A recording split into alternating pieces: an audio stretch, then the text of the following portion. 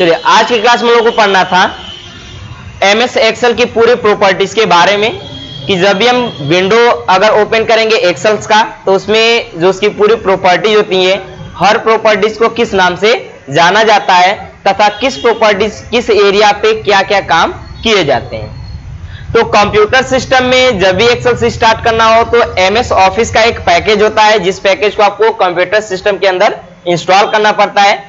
जब उसे इंस्टॉल कर देंगे तो एमएस ऑफिस के सभी भाग कंप्यूटर सिस्टम में इंस्टॉल हो जाएंगे, जैसे MS Word, MS Excel, MS PowerPoint तथा एमएस एक्सेस। जब आप कंप्यूटर सिस्टम में एक्सेल स्टार्ट करना चाहते हैं तो उसका बहुत बेसिक आसान तरीका है। यदि आप शॉर्टकट की से यूज करना चाहते हैं तो कीबोर्ड से विंडोज बटन के साथ आर बटन दबाएंगे तो इसमें एक सर्च कमांड आ जाती है, जिसमें आकर के आपको टाइप करना रहता है EXCEL, एक्सेल टाइप करना रहेगा और यहां से आपको सिंपल ओके करना रहेगा। जैसे ओके करेंगे एक्सेल सीट आपके सामने ओपन हो जाएगी।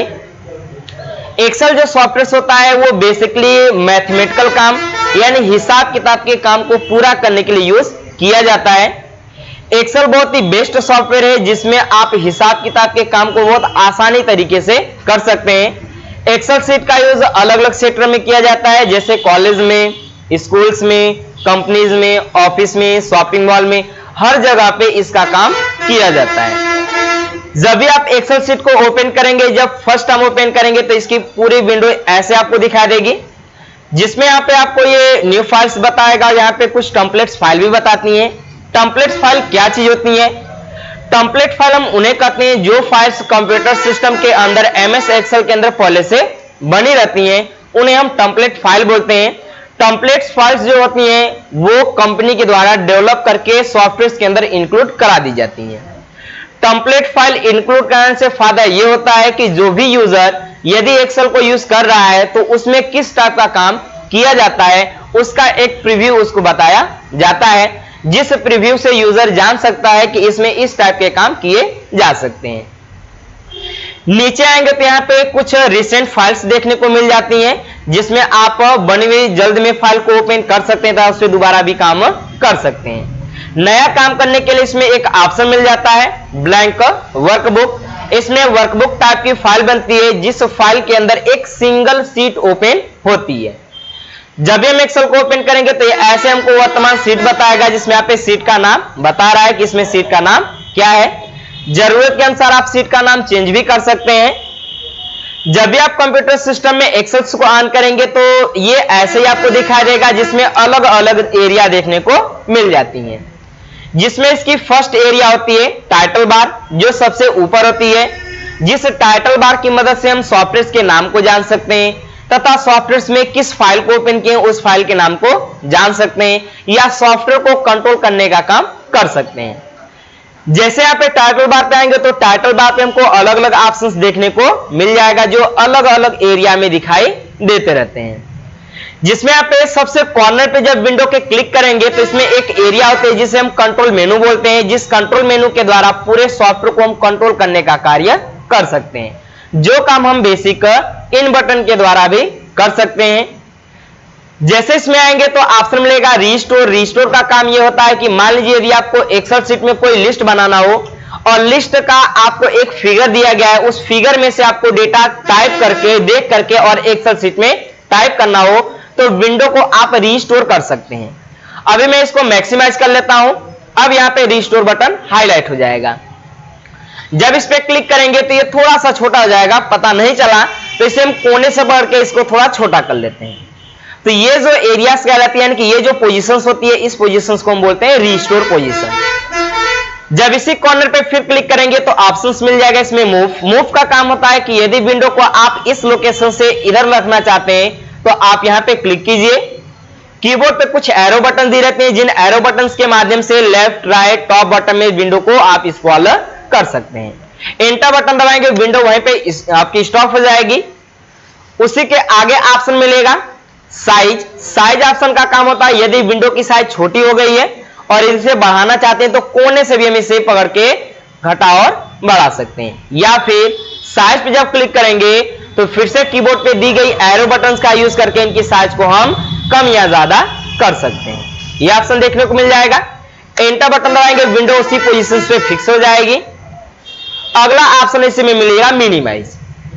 जब आपको सॉफ्टवेयर पे काम न करना हो, सॉफ्टवेयर को कुछ देर तक हाइड करना चाहते हैं तो मिनिमाइज पे क्लिक कर देंगे तो ये टास्क बार पे चला आता है। फिर क्लिक करते हैं तो सेम टू सेम उसी पोजीशन पे ये ओपन होकर के हमको दिखाई देने लगता है। और अगला ऑप्शन मिलेगा इसमें आप लोग का मैक्सिमाइज। मैक्सिमाइज पे जैसे क्लिक करेंगे विंडो आपकी फुल स्क्रीन पे हो जाएगी, जिसमें आपको पूरा भाग साफ दिखाई देगा। और यहां पे लास्ट ऑप्शन मिलेगा क्लोज। क्लोज क्या काम होता है? प्रोग्राम को बंद करना। यदि आपको एक्सेल शीट में काम नहीं करना है तो यहां पे आकर के क्लोज पे क्लिक करेंगे, पूरा सॉफ्टवेयर आपका बंद हो जाएगा। मैं दोबारा फिर से ओपन कर लेता हूं, तो विंडोज आर करते हैं, एक्सेल ओपन कर लेते हैं और दोबारा नई फाइल को यहां से हम ओपन कर लेते हैं। साइड में आएंगे तो ये quick access tool bar area होती है, जहां पे बाय डिफॉल्ट इसमें 3 ऑप्शन ही शो होते हैं। बाकी बेसिक ऑप्शंस को यहां से आप शो और हाइड कर सकते हैं, जैसे सेव, अंडू और रेडू। ये बहुत ही बेसिक ऑप्शन है। सेव का काम होता है यदि एक्सेल शीट में कुछ भी काम कर लिए हैं तो उसको आप यहां से सेव कर सकते हैं। ये अंडू और रीडू ऑप्शन होता है, इनका काम होता है गलतियों को सुधारना, जिनका शॉर्टकट की है कंट्रोल जेड और कंट्रोल वाई। कंट्रोल जेड करते हैं तो स्टेप बाय स्टेप पीछे जाते हैं और कंट्रोल वाई करते हैं तो स्टेप बाय स्टेप आगे जाते हैं, जिसका काम होता है गलतियों को सुधारना। जैसे हम इस डेटा को डिलीट कर देते हैं, यहां पर हमने 1 लिखा, 2 लिखा, 3 लिखा, ऐसे करके स्टेप बाय स्टेप हम काम करते चले गए। और इन वर्क को हमको हटाना है तो अंडू करेंगे तो ये एक एक स्टेप गायब होते जाएंगे। और फिर आप रीस्टोर पे यहाँ पे अंडू काउंट, रीडू काउंट पे फिर से क्लिक करेंगे तो ये स्टेप बाय स्टेप आगे आते जाएंगे। तो ये ऑप्शंस मिल जाएंगे। इस बटन पे क्लिक करके बेसिक ऑप्शंस को यहां से आप शो और हाइड भी कर सकते हैं। यहां पे अभी हमको फाइल का नाम बता रहे हैं, इसमें बुक 1 टाइप की हम फाइल ओपन किए हैं, एक्सेल सॉफ्टवेयर को ओपन किए हैं। साइड में आएंगे तो यहाँ पे कुछ ऑप्शंस देखने को मिल जाएगा, जैसे ribbon display option, minimise, restore, maximise. Ribbon display options के द्वारा आप title bar, tab bar, ribbon bar के सभी ऑप्शंस को हाइड कर सकते हैं। जब इस पे क्लिक करेंगे तो ऑप्शन मिलेगा ऑटो हाइड रिबन। जब इस पे क्लिक करेंगे तो सब डेटा आपका हाइड हो जाएगा। नहीं टाइटल बार के सभी ऑप्शंस दिखाई देंगे, नहीं आपको टैब बार दिखाई देगा, नहीं रिबन बार दिखाई देंगी। लेकिन जैसे इस बटन पे क्लिक करेंगे तो ऑप्शन मिलेगा शो टैब। जब इस पे क्लिक करेंगे तो टाइटल बार और टैब बार आपको दिखाई देने लगेंगे। फिर दोबारा इस लास्ट वाले ऑप्शन पे क्लिक करेंगे तो आपके रिबन बार भी आपके सामने दिखाई देने लगेगी। मिनिमाइज, रिस्टोर और यहाँ पे क्लोज बटन मिलेंगे, जो ऑप्शन हम यहीं पे पढ़े हैं। नीचे आएंगे तो ये आपका टैब बार दिखाई देता है, जिसमें बाय डिफॉल्ट ये फाइल मेनू होता है। होम ऑप्शन मिल जाएगा, यहाँ पे मिल जाएगा इंसर्ट, पेज लेआउट, ऐसे करके ये तमाम आपको टैब दिखाई देने देंगे। यहां पे एक सर्च ऑप्शन होता है। जब भी एक्सेल शीट में आप किसी ऑप्शंस को यूज करना चाहते हैं और यदि उस ऑप्शन का नाम आपको पता है लेकिन लोकेशन पता नहीं है कि वो ऑप्शन है कहां पर, तो उस ऑप्शन के यहां से आप सर्च कर सकते हैं। तो सर्च करना बहुत आसान है। जैसे हमको फाइल को सेव करना हो तो यहां पर आइए और ऑप्शन लिख दीजिए सेव और इंटर बटन दबा दीजिए। जैसे इंटर बटन दबाएंगे तो फाइल आपकी सेव हो जाएगी। डेटा को प्रिंट करना है तो यहां पर आइए और डेटा टाइप कर लीजिए, यहां पर प्रिंट। एंटर बटन दबाएंगे तो डेटा आपका प्रिंट भी होने लगेगा। जैसे यहां पे प्रिंट ऑप्शन दिखा रहा है, क्लिक करेंगे तो यहां पे डेटा इसमें प्रिंटिंग में लग गया। यदि प्रिंटर लगा रहेंगे तो ये डेटा हमारा छप जाएगा, लेकिन प्रिंटर लगाए नहीं है इसलिए यहां पे ये पेंडिंग में बता रहा है। तो मैं यहां से इसको कैंसिल कर लेता हूं, राइट वाले बटन दबाते हैं, इसे कर लेते हैं कैंसिल। हमको डेटा प्रिंट नहीं करना है, क्लोज कर लेते हैं। नीचे आएंगे तो ये जो चौड़ी सी पट्टी दिख रही है, जिसमें यहाँ पे बेसिक कुछ फॉर्मेट के ऑप्शंस दे रहे हैं, इन ऑप्शंस को हम बोलते हैं रिबन बार। ये जो पट्टी होती है इसे रिबन बार बोलते हैं। रिबन बार के ठीक नीचे आएंगे तो हमको 2 एरिया दिखाई देंगी, जिसमें ये नेम बॉक्स होता है और ये फार्मूला बॉक्स होता है। नेम बॉक्स का काम होता है कि जब इन बॉक्स में हम क्लिक करते हैं तो इन बॉक्स का क्या नाम है वो नाम हमको यहां पर दिखाई देता है। इन बॉक्स को हम बोलते हैं सेल, जो सेल कॉलम और रो को मिलाने से बनते हैं। जैसे बेसिक है किसी सेल का नाम हमको अगर जानना रहेगा तो सबसे पहले हमको यह मिलाना पड़ता है कि वह किस कॉलम में है। तो इसमें ए बी सी डी ऐसे करके ये कॉलम जो जाते हैं वो एक्स एफ डी पर जाते हैं, जिसकी टोटल संख्या होती है 16,384। तो यहां पर जैसे डी कॉलम में है और इसमें इधर से हमको रो को मिलाना पड़ेगा, तो रो इसमें होती है, रो को हम नंबर से प्रेजेंट करते हैं जो 1 से स्टार्ट होती हैं और 10,48,576 पे जाकर के खत्म होती है। यानी टोटल रो की संख्या होती है 10,48,576। तो यदि हमको इस सेल का नाम जानना रहेगा तो हमको ऐसे मिलाना पड़ेगा, ये डी कॉलम में है और 5वीं रो में, अर्थात इस सेल का नाम बनेगा D5। इसी तरीके से अन्य सेल का नाम जानना है तो वहां पे क्लिक करके मिला सकते हैं, ये G बनेगा और यहाँ पे ये 14 बनेगा, यानी कि G14 इस सेल का नाम बनेगा। वही नाम आपको नेम बॉक्स में बताया जाता है। नेम बॉक्स का एक काम और है, यदि आप किसी सेल एड्रेस का नाम भर के उस सेल एड्रेस में पहुंचना चाहते हैं तो कॉलम और रो की संख्या भर करके आप उस सेल एड्रेस में पहुंच सकते हैं।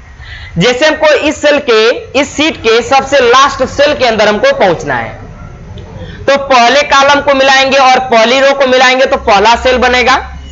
उसी तरीके से लास्ट कॉलम और लास्ट रो को मिलाएंगे तो सबसे लास्ट सेल बनेगा। तो यहां पे लास्ट सेल, यहां पे लास्ट कॉलम का नाम लिख लेते हैं तो XFD, लास्ट रो का नंबर लिख लेते हैं तो 10,48,576 लिख देते हैं और जैसे ही इंटर बटन दबाएंगे तो यहां पर हम लास्ट सेल में चले जाएंगे। अब इसके इधर कोई एरिया हमको बता नहीं रहा है।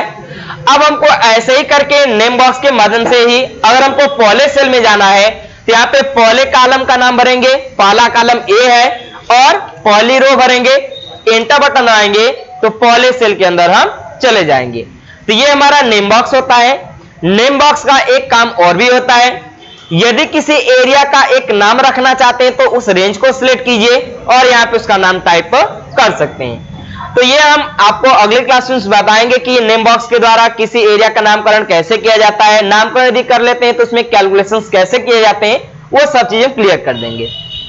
ये फार्मूला बार होता है, जब आप किसी सेल में कोई वैल्यू टाइप करते हैं, जैसे यहाँ पे लिख देते हैं अंतरिक्ष कंप्यूटर, तो जैसे मैंने डेटा टाइप किया तो यह डेटा इस सेल में भी दिखाई दे रहा है और फार्मूला बार में भी दिखाई दे रहा है।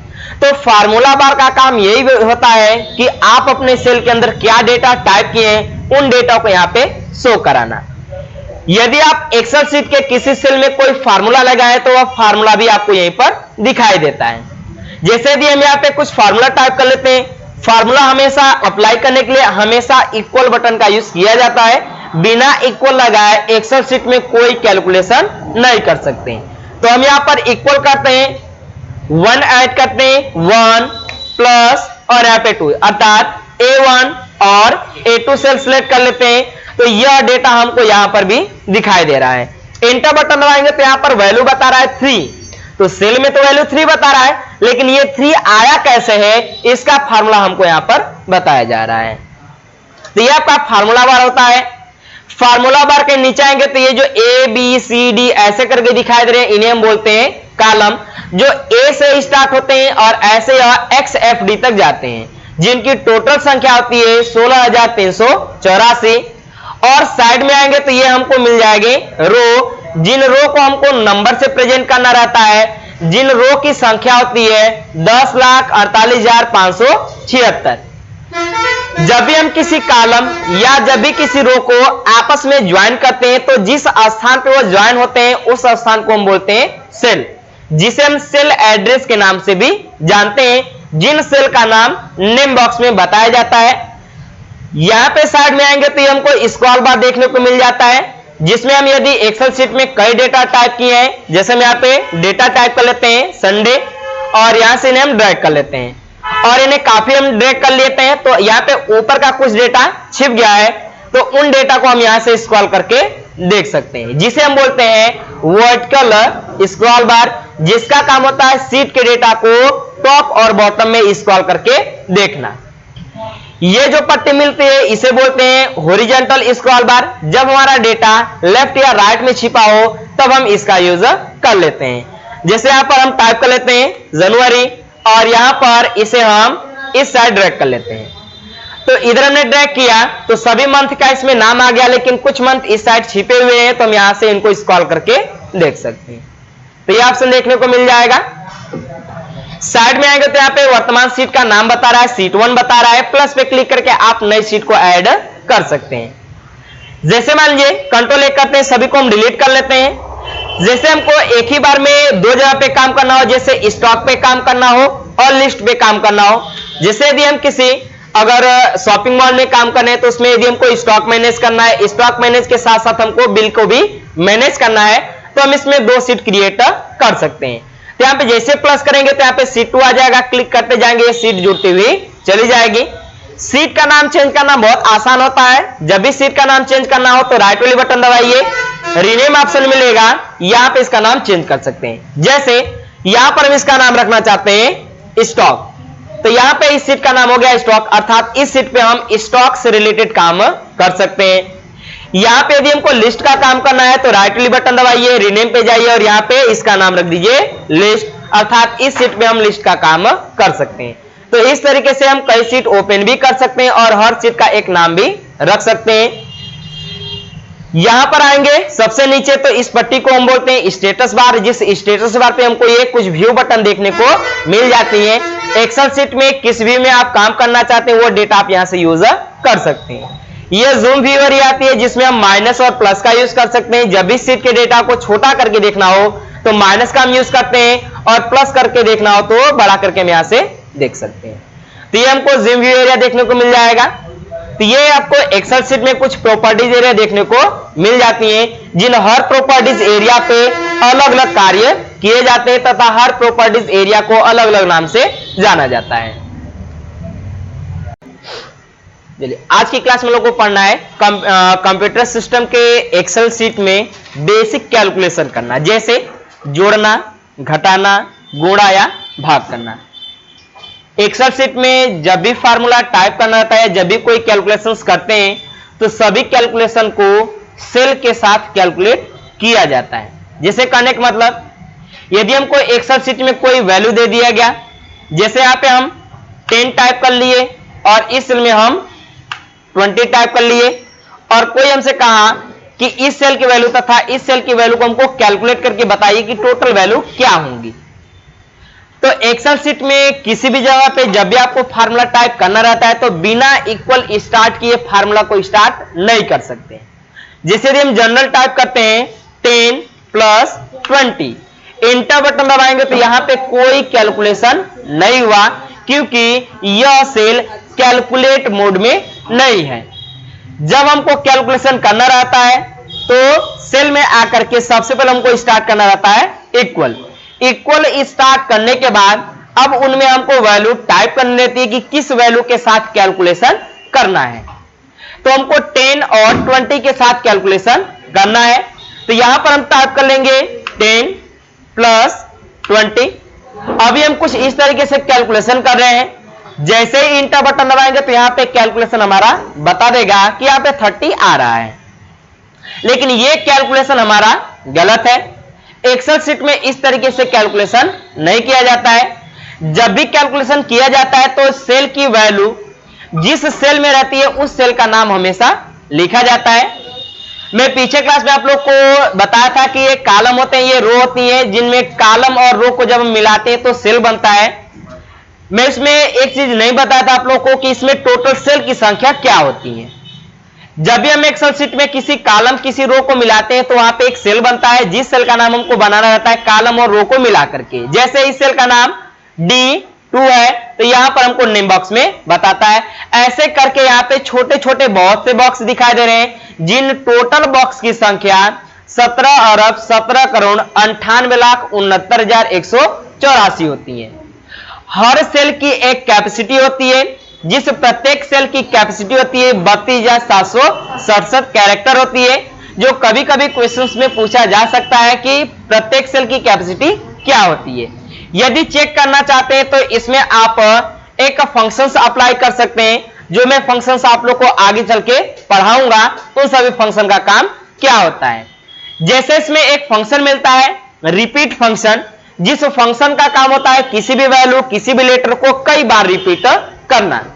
जैसे कि इस सेल में हम लिखते हैं अभी ए, यहां पे ए को हम जैसे 10 बार टाइप करते हैं, 1 2 3 4 5 6 7 8 9 10। जैसे ने 10 बार इसमें टाइप किया तो ये लग रहा है कि ये अगले सेल में चला गया, लेकिन ये ऐसा नहीं है, यह इसी सेल के अंदर है, क्योंकि हमको फार्मूला बार में यह दिखाई दे रहा है। जब हम यहां पर क्लिक कर रहे हैं तो इस सेल में यहां पे कुछ नहीं लिखा गया है, क्योंकि हमको फार्मूला बार पे कोई डेटा शो नहीं दिखा रहा है। यदि हम यहां पे चाहते हैं कि जब इस सेल में कोई डेटा हम टाइप किए हैं तो यह केवल इसी सेल में दिखाई दे, हमको अगले सेल में दिखाई न दे, तो हम इस सेल की विड्थ को हम यहां पे बढ़ाएंगे तो यह इस सेल के अंदर एडजस्ट हो जाएगा। तो यहां पर हम केवल 10 बार टाइप किए, लेकिन हमको इसमें इसकी कैपेसिटी चेक करनी है, तो यहां पर एक फार्मूला हम टाइप कर लेते हैं, इक्वल करते हैं REPT। एक फंक्शन होता है जिसका काम होता है किसी भी नंबर या वैल्यू को बार बार रिपीट कराना। तो हम ब्रैकेट को ऑन करते हैं, इसमें हमसे टेक्स्ट पूछ रहा है, तो टेक्स्ट में इसमें रख देते हैं ए।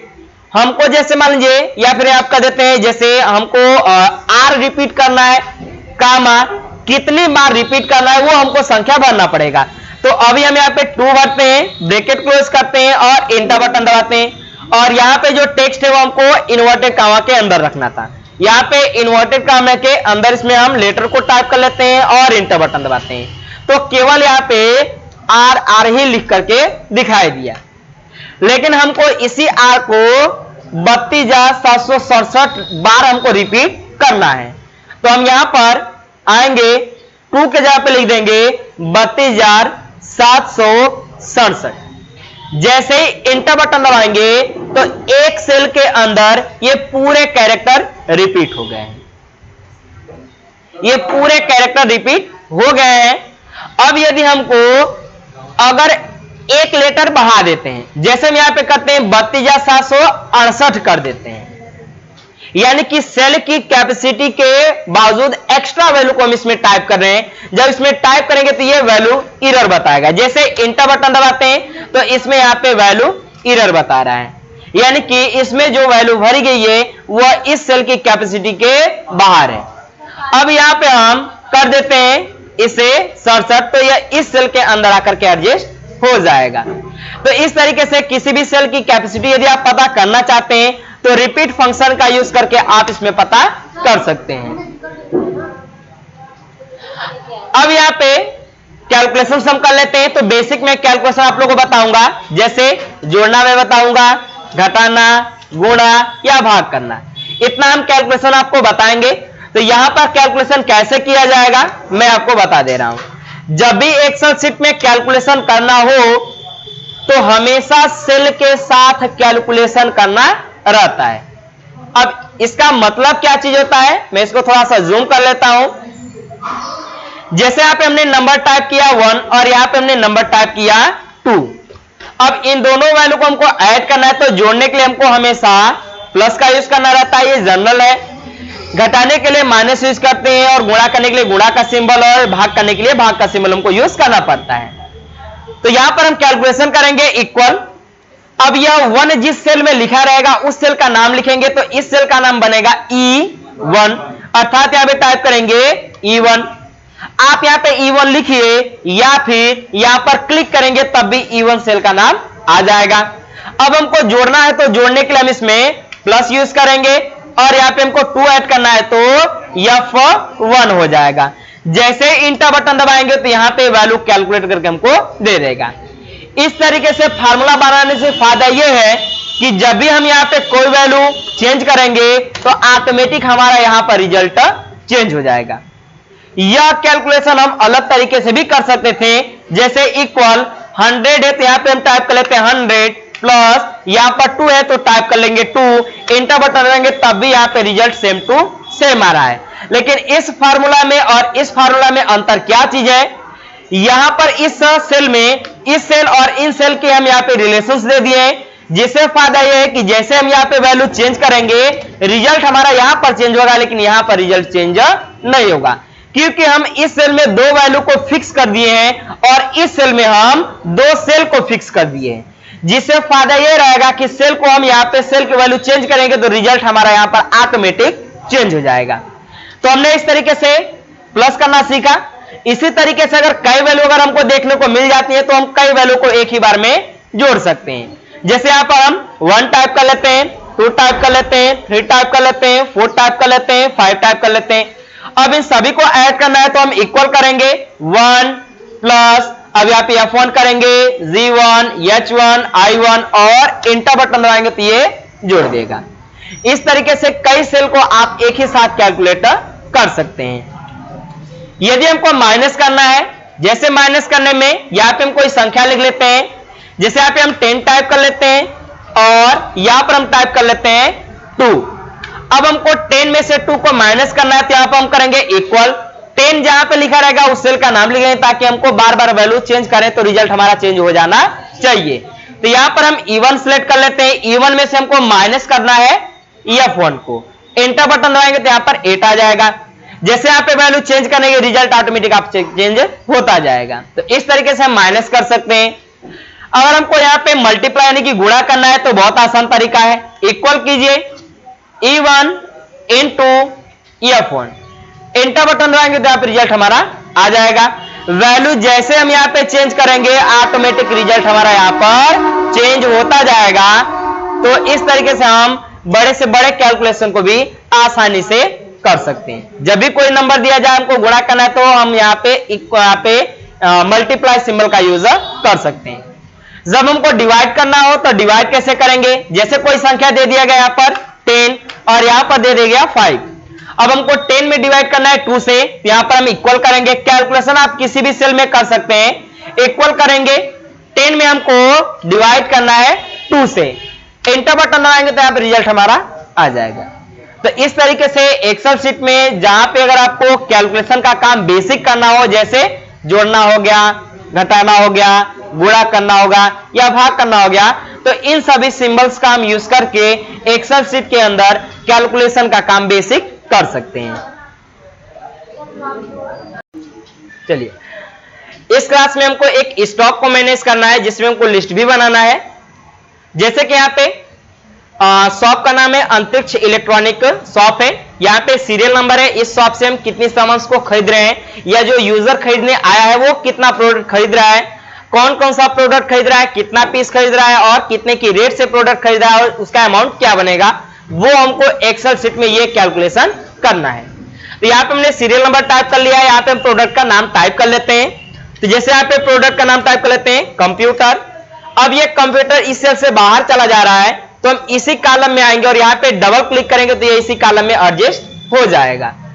यहाँ पर हम कर देते हैं लैपटॉप, लैपटॉप के बाद यहाँ पे कर देते हैं हम प्रिंटर और यहाँ पर कर देते हैं CPU और यहाँ पर कर देते हैं पेन ड्राइव और यहां पर कर देते हैं माउस।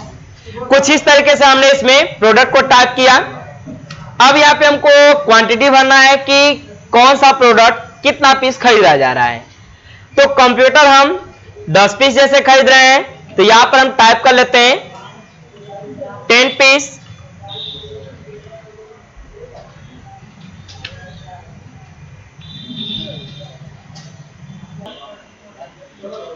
यहां पे हम 10 टाइप कर लेते हैं 10 पीस, यहां पर कर लेते हैं 12 पीस, यहां पर कर लेते हैं इसे हम 14 पीस और यहां पर कर लेते हैं इसे 10 पीस। पेन ड्राइव को कर लेते हैं 200 और माउस कर लेते हैं 250।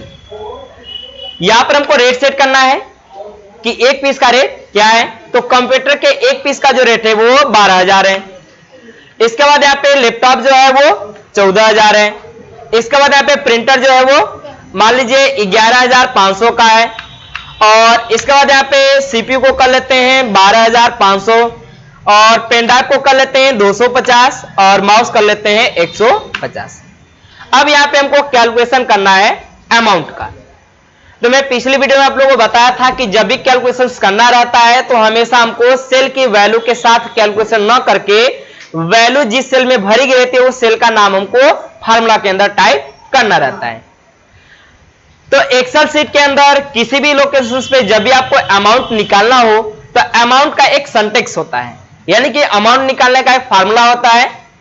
जब भी आपको अमाउंट निकालना हो तो एक ही फार्मूला टाइप किया जाता है, क्वांटिटी गुणे रेट। ये फार्मूला होता है आप लोग का अमाउंट का। जब भी किसी भी लोकेशन पे जब भी किसी फील्ड में आपको अमाउंट निकालना हो तो हमेशा क्वांटिटी गुणे रेट का ही इस्तेमाल किया जाता है। जब भी प्रोडक्ट फील्ड में आपको अमाउंट निकालना हो तो ऐसे ही अमाउंट निकाला जाता है, बेसिक अमाउंट। तो यहां पर भी हमको निकालना है अमाउंट, तो क्वांटिटी यहां पर दिया गया है और रेट यहां पर दिया गया है। तो हम यहां पे एक ऐसा फार्मूला लगाना चाहते हैं कि केवल एक ही फार्मूला लगाएं और सब प्रोडक्ट का टोटल अमाउंट यहां पर आ जाना चाहिए कि किस प्रोडक्ट का क्या अमाउंट आ रहा है।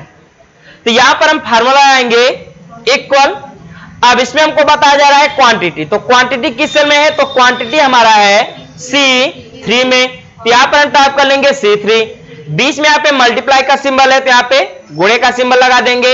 अब इसमें हमसे पूछ रहा है रेट, तो रेट हमारा है D3 में, तो यहां से D3 पे क्लिक कर लेते हैं। जैसे ही इंटर बटन दबाएंगे तो यहां पे टोटल अमाउंट निकल करके आ जाएगा। जैसे यहां पे हम रेट चेंज करेंगे, जैसे मान लीजिए रेट जो हमारा जो चेंज है वो 12,999 का है, इंटर बटन दबाएंगे तो ऑटोमेटिक रिजल्ट यहां पर हमारा चेंज हो जाएगा। अब यहां पे हम इसे नीचे बढ़ के ड्रैग करेंगे तो सभी प्रोडक्ट का यहां पे अमाउंट निकल करके आ जाएगा कि किस प्रोडक्ट का क्या अमाउंट आया था। तो यहां तो हमने बारी बारी करके पर प्रोडक्ट का हमने यहां पे टोटल अमाउंट निकाला। अब हमको यह निकालना है कि हम इस शॉप से टोटल कितने रुपए की हमने परचेजिंग की है या सेलिंग की है। तो यहां पर हम इन सभी अमाउंट को ऐड कर देंगे। जैसे जनरल बात है, अगर किसी प्रोडक्ट पे जाते हैं और किसी शॉप पे चले जाते हैं और यदि हम वहां पे मान लीजिए कई प्रोडक्ट खरीदे, जैसे कि मान लीजिए हम बिस्किट खरीदे, नमकीन खरीदे, ऐसे करके कई प्रोडक्ट खरीदे, तो पर प्रोडक्ट का हम अमाउंट ऐड कर लेते हैं। जैसे कि मान लीजिए बिस्किट हमने 10 रुपीज का ऐड किया, नमकीन हमने 10 का लिया, तो 10 + 10 20 हो जाएगा, यानी कि टोटल अमाउंट हमारा 20 आ जाएगा। ऐसे ही करके हमको टोटल अमाउंट यहां पर कैलकुलेट करना रहेगा। तो टोटल अमाउंट कैलकुलेट करने के लिए यहां पे फार्मूला आएंगे इक्वल, कंप्यूटर का जो अमाउंट है प्लस कर देंगे उसमें लैपटॉप के अमाउंट को, plus printer amount, plus CPU के अमाउंट को, प्लस पेन ड्राइव अमाउंट और प्लस माउस अमाउंट को। जैसे इंटर बटन दबाएंगे तो यहां पे टोटल अमाउंट निकल करके आ जाएगा कि इस शॉप से हम कितने रुपए की परचेजिंग या सेलिंग की है। तो इस तरीके से एक्सेल शीट में यदि बेसिक अगर किसी प्रोडक्ट का अमाउंट निकालना चाहते हैं या टोटल अमाउंट कैलकुलेट करना चाहते हैं तो आसान तरीके से एक्सेल शीट में इन सभी फार्मूले को टाइप करके आप कैलकुलेशन कर सकते हैं।